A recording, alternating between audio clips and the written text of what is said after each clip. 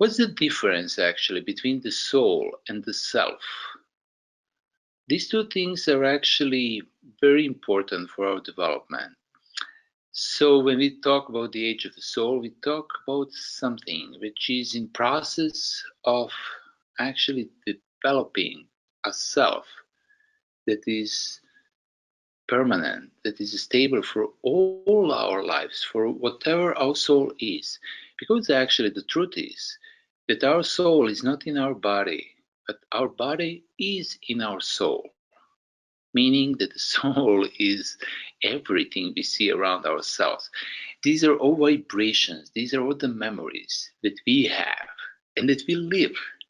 And whatever we see is part of our own memory, written in our own DNA, written, so that means supported by our own ancestors here. But this is actually just the vibrations of memory. So part of our soul is just present here. But there is the other life, or the other lifetimes, where our soul is also vibrating. Some of these parts are in the past time from now, and some of them are in the future time. And when we are talking about the age of the soul, what are we talking actually about? We are talking about how integrated that soul is, how mature that soul is. And that's a very important question if we want to understand one chart for any reason. So like what level of integrity we have, how well the soul is integrated around the self, around the eternal self, non-movable absolute self, the common denominator of all our lives, of all our energy, of all our memories, of everything, how mature we are. So this is the thing that actually we are developing from one life to another and like that. So our life actually gets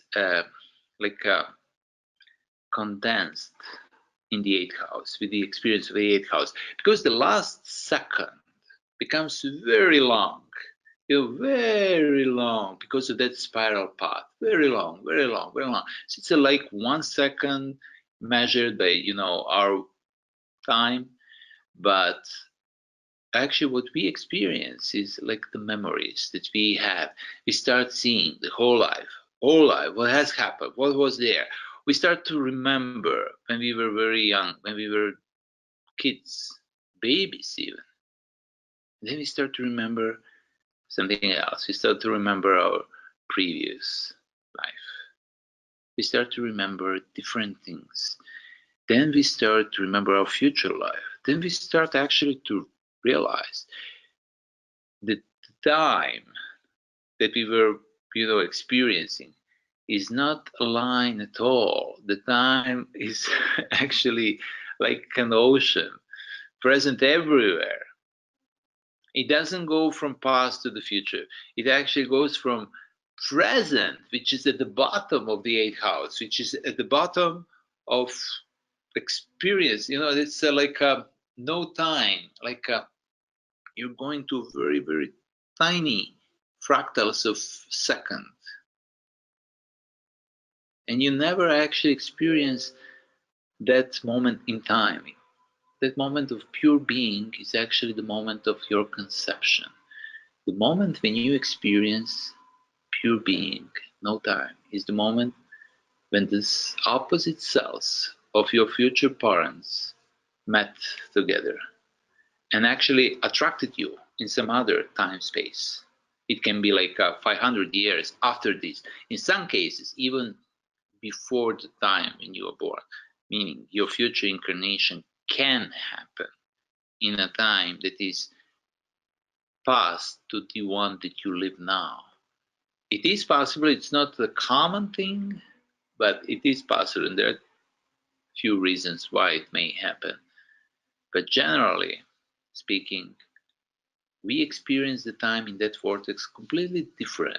We experience it as one long second that takes us like in a wormhole, to a completely different time and space.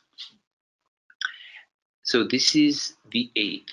With the eighth, we actually get all that. And the question that you always have is a very important question. The question is always, was it easy? And that answer actually defines who your mother is going to be. And it will define the place where you're going to be born, including all the genetics, everything.